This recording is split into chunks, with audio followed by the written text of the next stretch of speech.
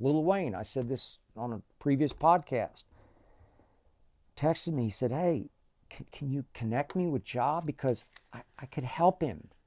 I've been there. I've done all this. I wound up in prison on Rikers Island. I know what happens. I know where you can go wrong, and I know what's right.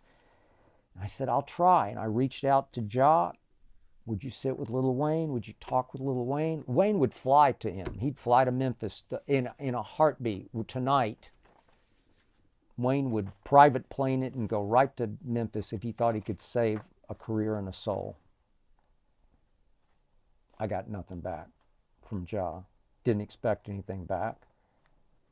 And in the end, I just hope Ja and Antonio don't turn out to be one of those people you just can't reach, you just can't fix, you just can't save. Is the Ja Morant investigation over? We're just waiting for the finals to be over to announce the decision? The latter. We are waiting for the finals to be over. I'm aware, of course, of these reports on social media about, whether the gun was in fact a gun.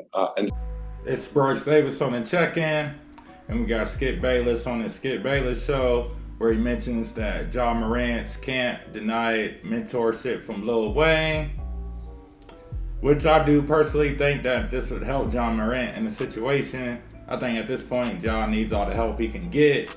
I mean, the commissioner had mentioned that, once the finals was over with, they would announce the punishment that Ja Morant would be getting. This is his second time being caught with a gun.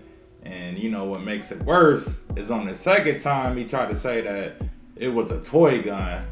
Like it was some kind of BB gun or something. And it's like, nowadays, a lot of those BB guns be having the little orange tip at the end. So, it lets law enforcement know that it's not a real gun. So if that's the case, 9 times out of 10, the gun would have had some type of tip on it, pause. And I also believe they already identified it as being a Glock. I don't know how true that is, but, And I think Skip Bayless should probably be the last person to reach out to Ja Morant. I mean, think about it. Why would Ja Morant want to talk to Skip Bayless about any of this?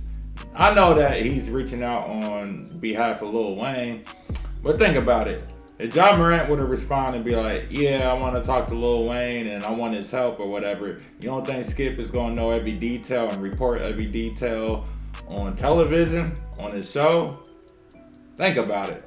And on top of that, Lil Wayne, I don't know if he's the best person to speak with Ja. Now, in an instance, he is, because, guys know he went to Rikers Island for, having a firearm and, recklessly carrying himself for no reason. That's pretty much the situation Ja's in right now, except for, he's a high-level athlete, one of the faces of the NBA, got all these endorsement deals, so he got way more to lose than Lil Wayne would. But, yeah, I just don't think it's a good idea for Ja Morant necessarily to use Lil Wayne's channel through Skip Bayless, because all Skip's going to do is go running back and tell the media. And on top of that, Skip been highly critical of Ja, which anybody should be, in the past. So, I wouldn't expect anything different from him in the future. But that's just my take. That's just my opinion. I do think Ja Morant needs some type of help, because obviously your friends ain't your friends. Why would your friend record you waving a firearm knowing you're in trouble for the last incident involving a firearm when you was inebriated, in a club with a strap, wherever the case may be? And, they suspended him for 8 games and all team activities. And now with the second incident, we still wait to see what's going to happen. But we expect this punishment to be a lot more severe than the last one.